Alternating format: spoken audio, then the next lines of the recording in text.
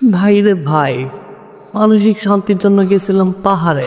পাহাড়ে গিয়া দেখি আমার শারীরিক শান্তি নাই, শ্বাস নিতেই পারতেছিলাম না। সবাই আমরা পাহাড়ে উঠতে উঠতে কুত্তার মতো হাঁপাইতেছিলাম, জিব্বা গেছে বাইরে, সবার লাগে পানি পিপাসা। আমার সাথে 2-3 জন উপরে ওইটাই চিটপটা হয়ে গেছে।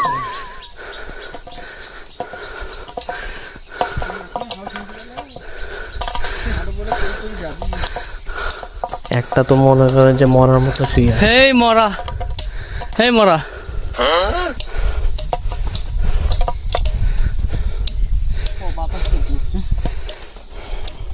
বেঁচে আছিস? হ্যাঁ, বেঁচে আছিস? আরেকটা বসে বসে হাঁপাইতেছে। আমার অবস্থাও খুব গাহির।